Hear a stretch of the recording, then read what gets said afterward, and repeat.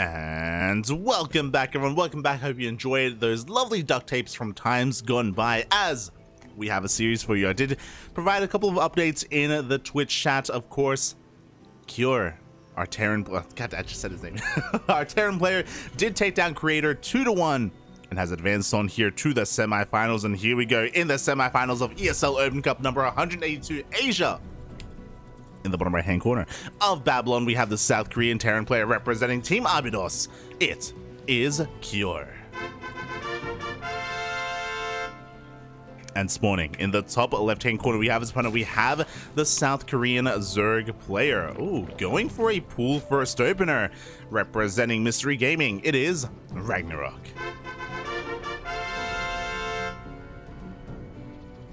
Just hold on one moment.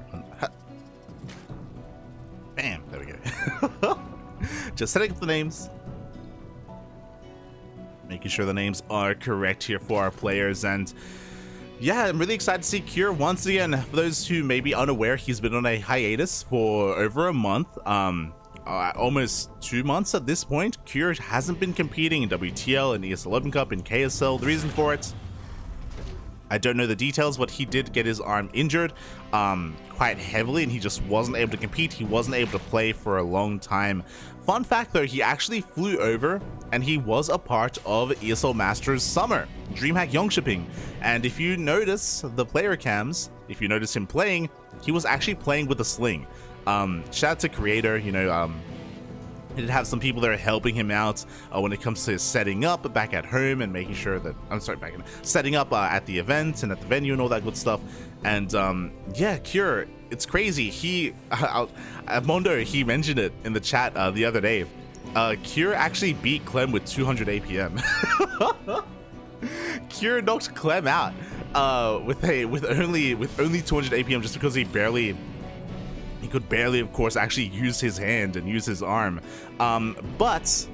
But now he's back, and from my understanding, I believe he has been able to recover for the most part. He is now getting back into the swing of things, so great to see, great to hear that Cure has been able to return to form. He hasn't left us, as we do have a double Rax opener here from Cure. Meanwhile, across the map with that pool first, we already have a Roach Warren on the way. Cure, I'm concerned. I'm concerned for a couple of reasons. One, no SCV Scout, no Reaper.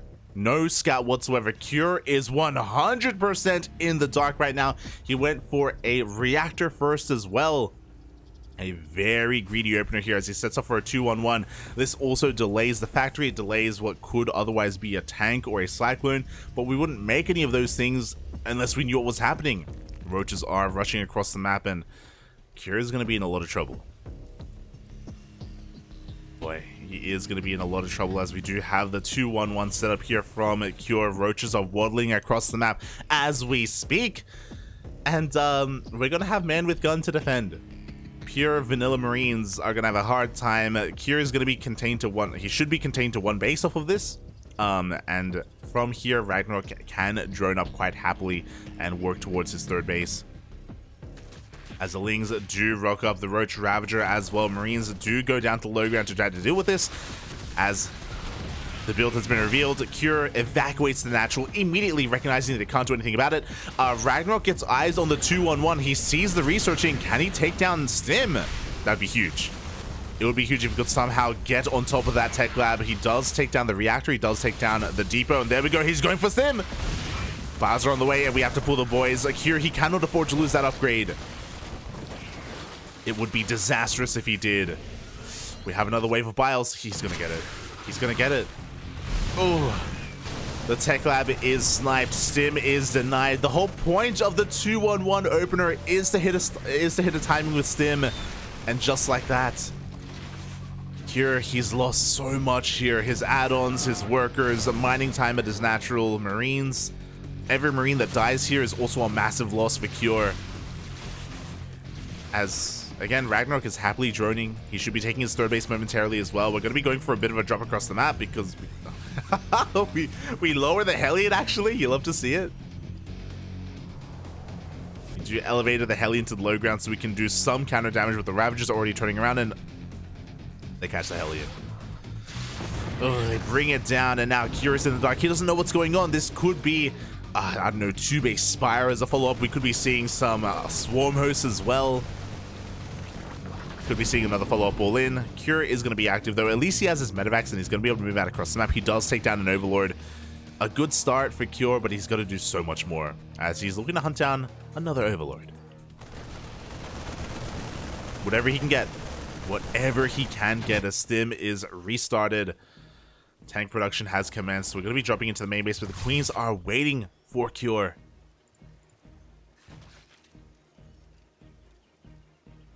And RagnaroK has found himself in a really good position. After that early game, we have Lair on the way, +1 Carapace. Interesting choice. It's looking like potentially the beginnings of Ling Bane. We don't have a second Evo Chamber, so he's not going to be working towards a 1-1 timing with Roaches. RagnaroK may be looking to transition instead, but no, there we go. Roach speed is on the way.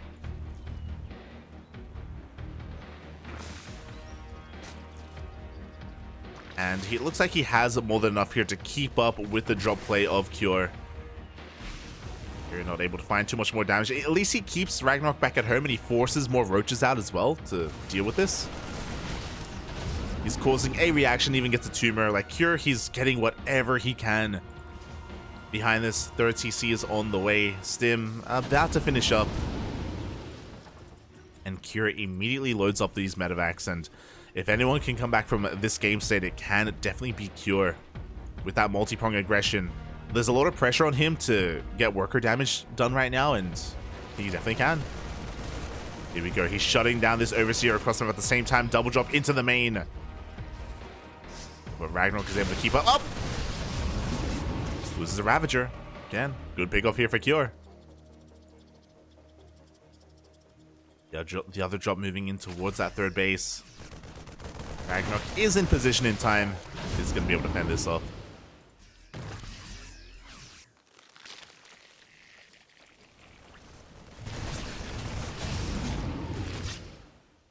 And so far, Cure hasn't lost his drops at least, but he hasn't found too much value.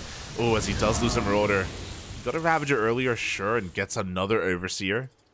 Once again, keeping RagnaroK in the dark. Third base is being taken behind this. We got 1-1 on the way. The macro here of Cure is so damn crisp.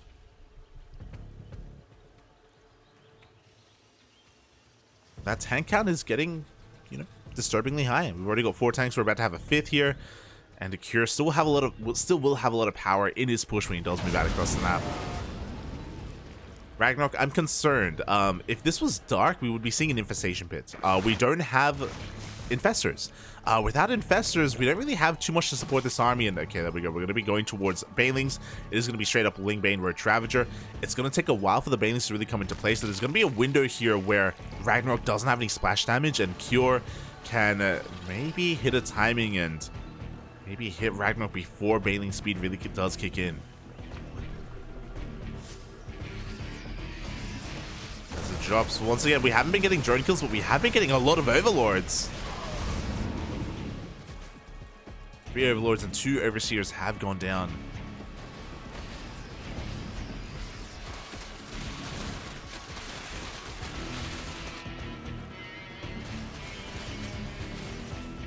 It's back at home. Cure, he's just securing himself. My god. It's a heavily fortified natural base. Cure only being active with 2 drops. Or 2 double drops, I should say. Trying to pull apart the attention of his opponent. And look at this. He's just been finding so much damage, so much value. Tumors going down left and right. RagnaroK having a hard time stopping these Marines.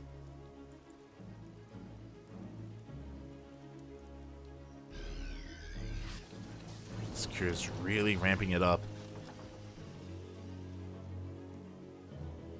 And now, this is going to be a hefty push, mate. We got 7 tanks. 7 tanks. Ay, ay, ay. Now, Cure, okay, we have 2-2 on the way, so it looks like he may be looking to hit a bit of a later timing. I don't blame him. He's just going to be establishing these tanks here to hold on to his 3rd and eventually take a 4th.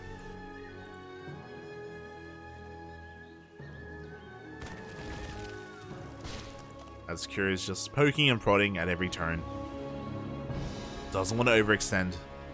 Doesn't want to push out, not yet. Behind this, we do have that infestation pit. RagnaroK is working towards his hive. Working towards adrenal glands, I imagine. and eventually Vipers.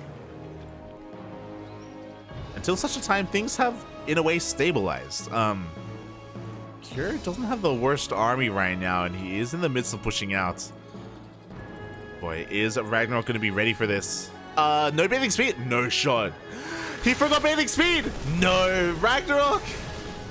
We have Vipers coming out and no bathing speed. Not like this. There we go. Bathing speed now starts. RagnaroK realizes that he has missed a crucial upgrade. Oh boy, this is best case scenario for Cure. Oh, one tank is not going to get caught out. Cure leapfrogging forward with his army. There's, again, a big window here with that bathing speed. RagnaroK can never really engage off of creep as a result.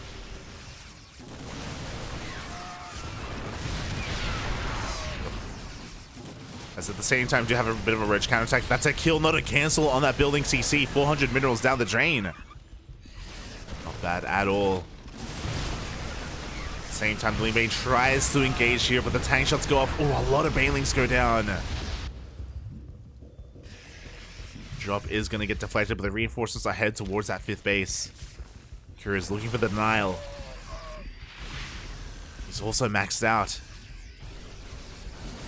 Bailing speed is going to finish up in 10 or so seconds, so that window that we were talking about is soon about to close. Oh, the target firing! Oh! As RagnaroK will hold on to his 5th base. Setting up a bit of a surround as well. The Vipers have arrived. They are topped up on energy. They're looking to push on in.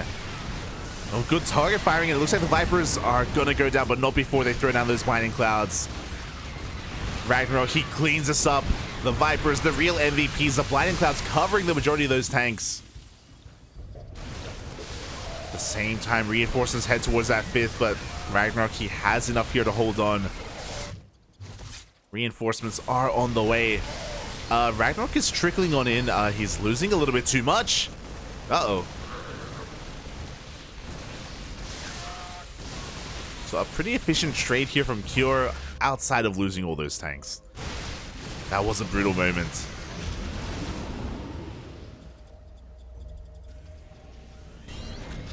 Hey.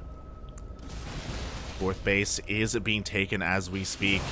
RagnaroK, he's made it through the worst of it, and now he has a lot more momentum going his way. He doesn't have the best army. He's still got a lot of supply tied up in, like, Roach Ravager. But we have Vipers, we have 3-3 on the way. Now we have Bailing Speed, actually. And we're taking towards the Ultras of all things. Okay. Well, something you see too often. Bane Ultra here in ZVT can work wonders, especially if Cure is going to be just committing a lot and being in your face. Ultras are amazing on creep, especially defensively. Aggressively, they're a little bit more mixed.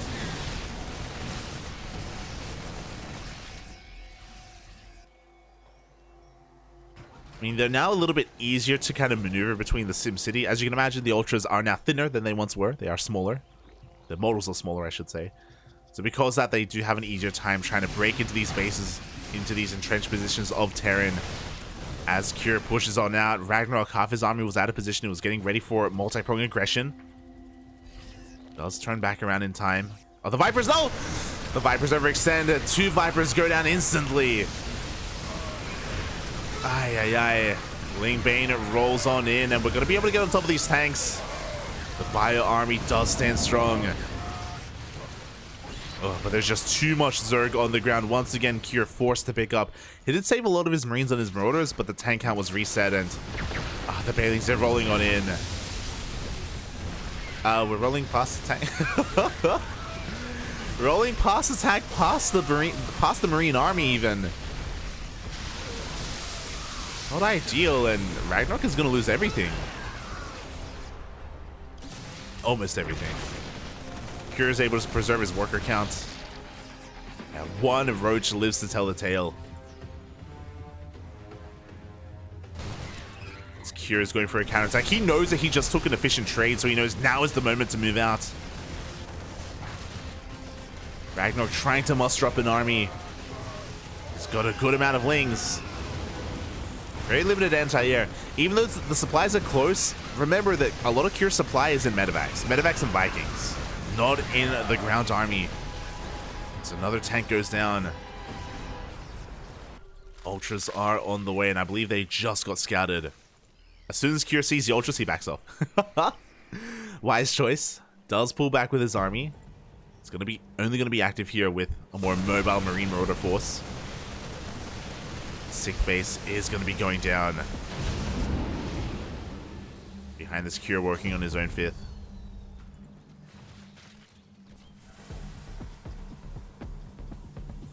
A good pickoff, and now that the Ultras have been scouted, we're focusing on Ghost production, Liberators, tanks, heavy siege units. And as a result, hopefully we don't overinvest in Ultras, especially now that Cure is transitioning into a better army to deal with them. Ultras, they're not going to be as useful here. Oh, the Vikings, oh, once again, mate, these Vipers are so unlucky. Oh, once again, 2 Vipers go down, only getting off 1 Blinding Cloud. Ay, ay, ay. That's not the first time that's happened this game. As the Ling Bane rolls on forward once again, the tanks will be falling. Decent Baneling connections towards the end, but we still have plenty of ghosts. We are able to shoo back this army. And RagnaroK may have just lost too much. He's having a hard time replacing. The snipes go off, Ultra goes down. And GG gets called. RagnaroK, he ran out of momentum, ran out of steam, lost far too much far too quickly, and Cure fights back, taking game number 1. Oh. Also, I apologize for muting at the end there. I sneezed.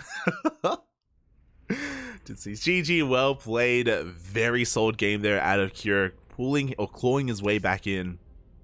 But there were some pretty crucial mistakes out of RagnaroK as well. We were talking about the Vipers, of course. There were 2 instances where 2 Vipers got sniped really early on before the fight really got underway. So RagnaroK not being attentive enough with his spellcasters, he was unable to preserve them and to actually make use of them, make use of them effectively in these big fights. Likewise, Bathing Speed.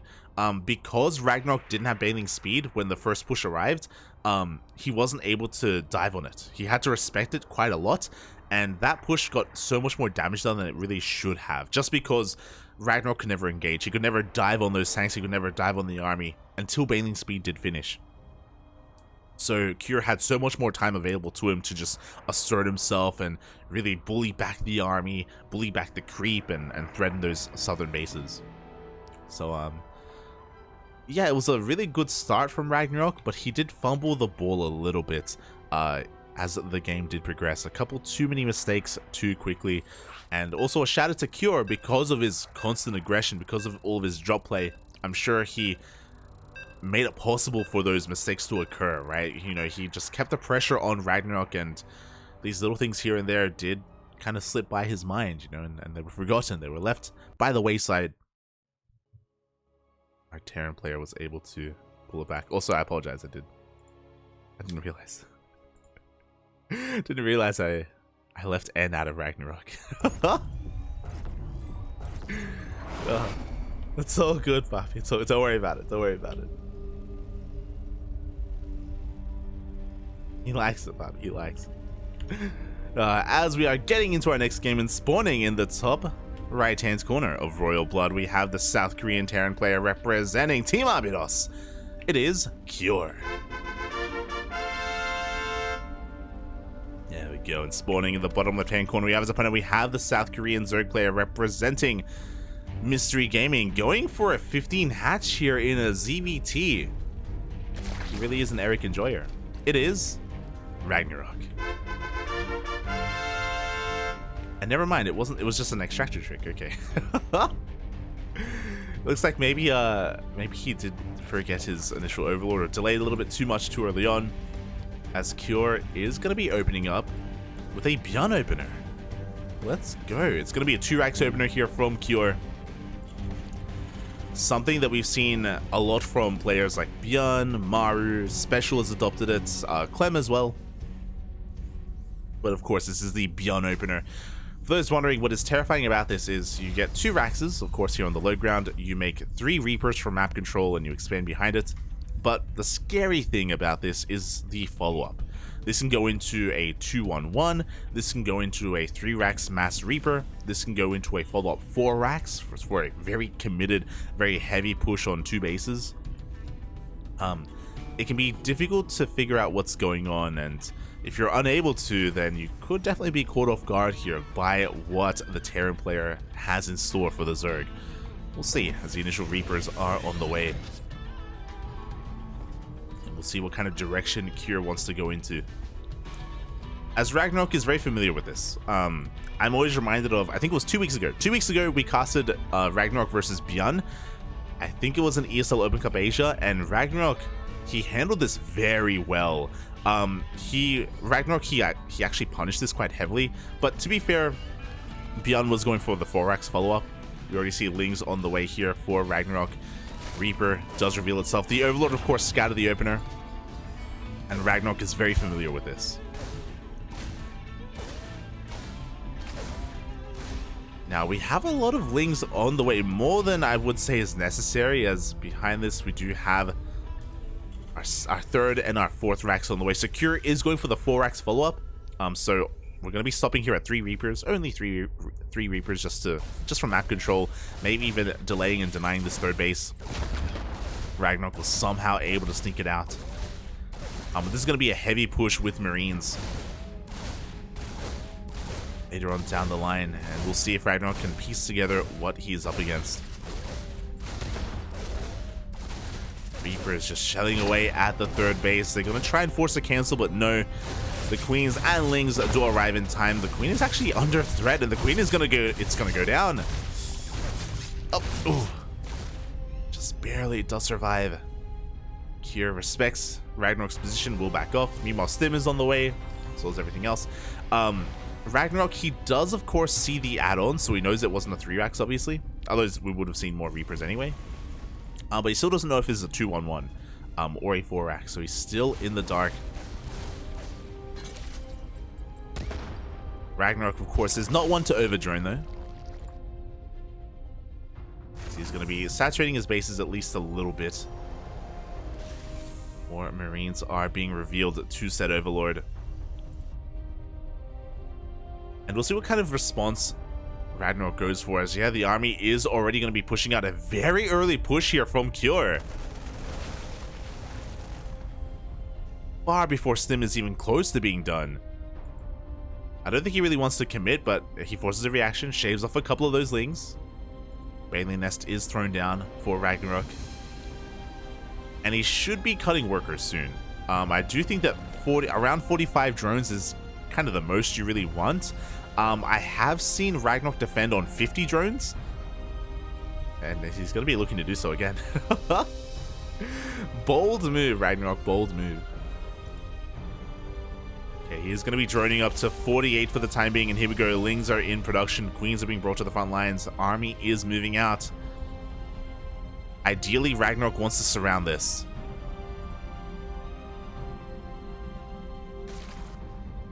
Stim is now done for the Terran. Here we go. The army has been revealed. The Queens are rotating on over as well. Banelings are on the way. They're not quite done yet. Yeah, now we're stimming on top of these Queens. We are threatening us around, but we still need a little bit more time for those Banelings. And here we go. The Banelings are rolling on in. The hatchery is going to be focused down, but we're going to be trading out every single one of these Marines. Hefty loss there from Cure. And now RagnaroK is going for a counterattack. He has the Baneling Nest. He can try to bust the natural base.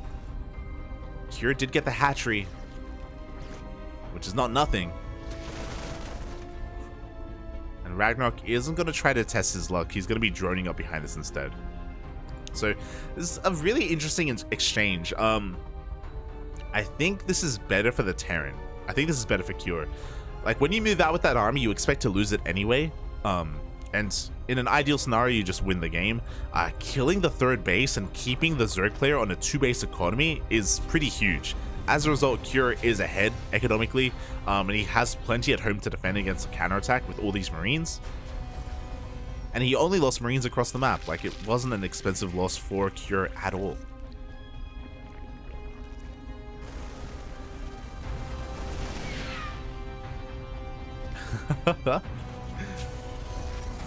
As we snipe that tech lab in favor of the depot. But yeah, as a result, Cure is in a pretty good position here. He's working towards that third base. He's getting his production up and running as we speak. And RagnaroK has to back off and lick his wounds. Again, his economy has been quite crippled after losing his hatchery. He is double expanding as we speak. Double Evo chambers for double upgrades.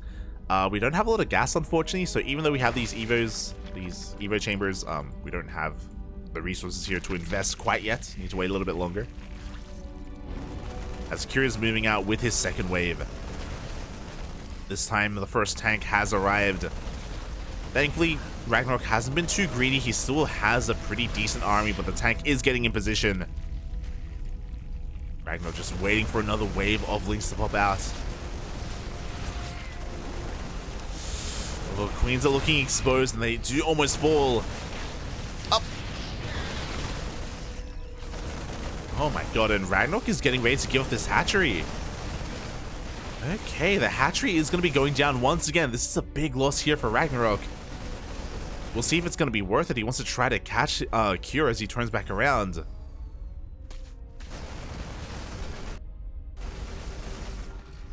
Hatchery goes down. We see the unsiege. Cure is going back home, and RagnaroK is waiting for him. But there are medevacs to pick this up. We'll see if RagnaroK can pull this off.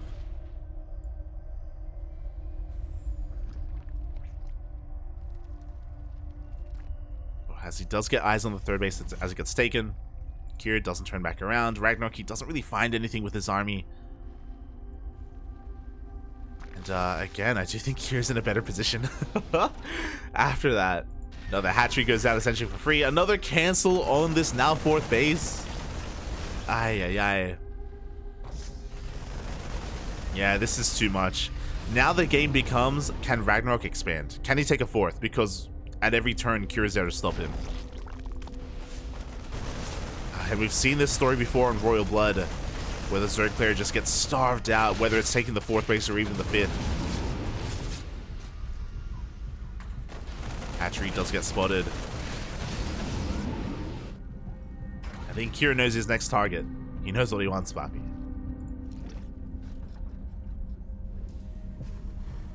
RagnaroK now trying to catch up in those upgrades. We got 1-1 on the way. Bailing speed is now done as well. Feels good, man. This time he didn't forget. Not this time, not this time.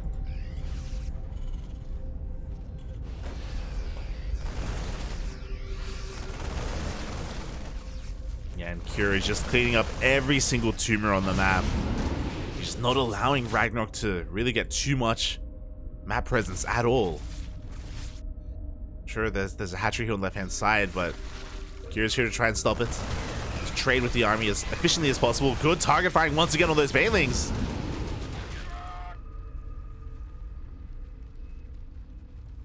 Trying to pull apart RagnaroK. RagnaroK, though, he's actually split up quite well between all his bases. He has Lings in the main, Ling Bane at the fourth, Ling Bane at the third. RagnaroK will get this fourth base up and running.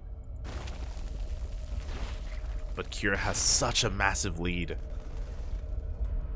As RagnaroK gets his fourth, Cure also is going to be landing his on location. Cure is ahead economically. He's ahead in the army supply as well. He's going to have a bit of a faster 2-2 timing. I think the only advantage that RagnaroK has is his tech. He has a Hydra Den.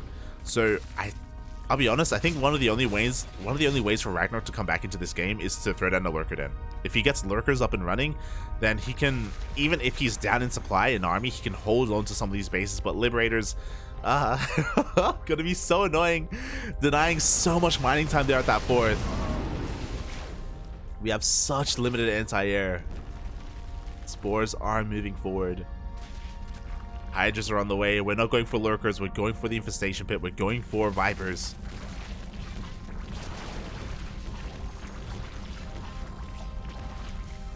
Which can work well.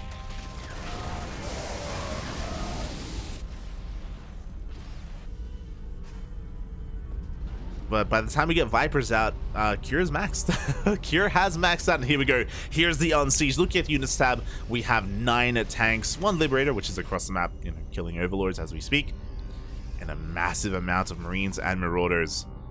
This is designed to end the game. This is designed to just push on through whatever RagnaroK has. Now, RagnaroK, he could try to catch his Unsieged, but no, the tanks are in position. And without Vipers, without a surround, it's going to be very difficult to deal with this. To be fair, RagnaroK is setting up here on the right-hand side. He wants to try to lure Cure in. Come in from behind. We'll see if he can work a miracle here. We'll see if he can pull off the surround and swallow up the Terran army. And here we go. RagnaroK, he pulls the trigger. He's coming in from behind. The TvZ roll on in as well. It looks like we are going to be able to get on top of these tanks. But there's not enough Lings. There's not enough Banelings. Oh, is there? Just barely. Just barely there is not. 3 tanks do survive alongside a handful of Marines. And with this, Cure can keep on pushing. Reinforcements should be able to clean this up, but that was all that RagnaroK had. He put everything into that army. GG gets called, and RagnaroK taps out. Cure takes game number 2 and the series 2-0. GG.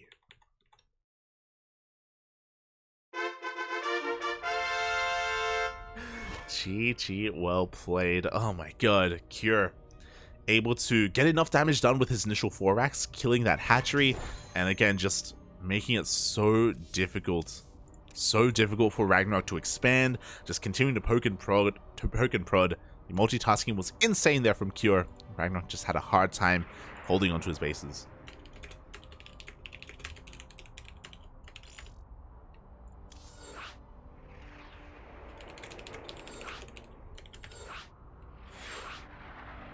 As we have another series. As we have another series already for us. Again, congratulations to Cure. My condolences to RagnaroK. My condolences.